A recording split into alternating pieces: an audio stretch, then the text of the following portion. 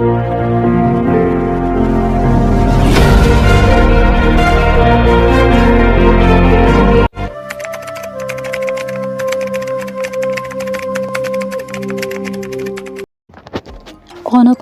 সময় কৌতুকপুর শহরটা খুবই সুন্দর ছিল, তাই শহরটা সব মানুষের হৃদয়কে ছুঁয়ে নেয়।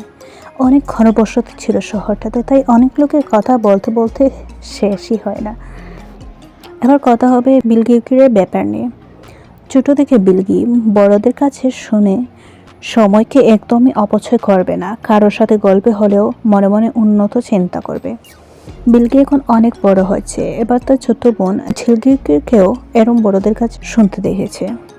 ঝিলগি ছোট বলে একথাকে খুব একটা গুরুত্ব দিত না, তবে বিলগি সেটা নিয়ে খুব চিন্তা করত। তবু অনেক সময় কখনো এমনি নষ্ট হয়ে যেত, কিন্তু কিছুদিন থেকে বিলগির সময়কে অপচয় না করার অনেক চিন্তা করতে করতে একরকম নিশ্চিতই হলো।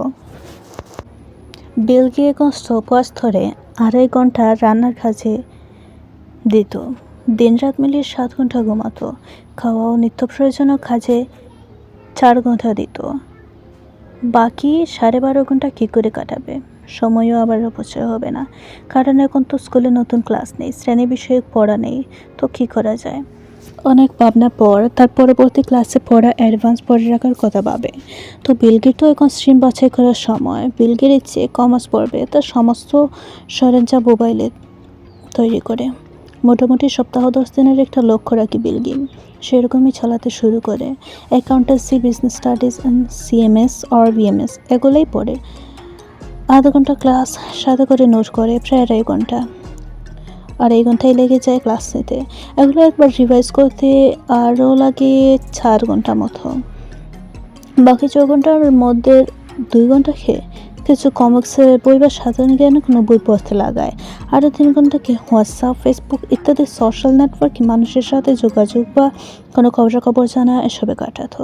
একদিন ঝিলকে জিজ্ঞেস করলো, কিরে বিলগি, তুই এখন আমার সাথে হাসি ফুর্তিতে মতো থাকিস না? ধাত্তারি, এমনিতে সময়কে অপচয় না করে কীভাবে চলবো সেটাই ভেবে পাই না, আর এসব তো অতিরিক্ত হাসি ফুর্তি হবে, তাই না? ঝিলকি বলল, আচ্ছা এই তো তোর সমস্ত হিসেব মিলিয়ে 30 ঘন্টা হলো, বাকি 1 ঘন্টা তো দিতে পারিস আমায়, তাই না? আরে দূর, আমায় ভাবতে দে। কানিক ভেবে তারপর বলল বিলগি, হ্যাঁ বুঝছি, কতটা পড়া নিজের বোঝা হয়েছে, অন্যকে পড়া কতটা বোঝাতে পারি, কতটা সাহস আমার হয়েছে তাহা পরীক্ষা করব। সেটা কিভাবে? ভিডিও ক্যামেরার মাধ্যমে। তুই না ভিডিও করবি আর আমি উপস্থাপন, তারপর কতটা কীরকম হলো আর কী ভুল হলো তুই সেটা বলবি। হ্যাঁ ঠিক আছে, কাজও হয়ে যাবে আর একটু আমার সাথে 1 ঘন্টার সময় কাটানো হয়ে যাবে। এরকমই চললো। আর উৎসাহ পেয়ে বিলগি 1 মাস স্টাডি করে নিল, অনেক কিছু শিখলো। ফার্স্ট ইউনিট টেস্টের সিলেবাস তো কমপ্লিটই হয়ে গেছে। তারপর দিন গড়াতে থাকে, একটা কলেজে ভর্তি নেয়, সেখানে হস্টেলেই থাকে, কিছুটা মস্তিতেই দিন কাটায়। শ্রেণীতে অনেক বেশি সারাই দিতে পারে বিলগি।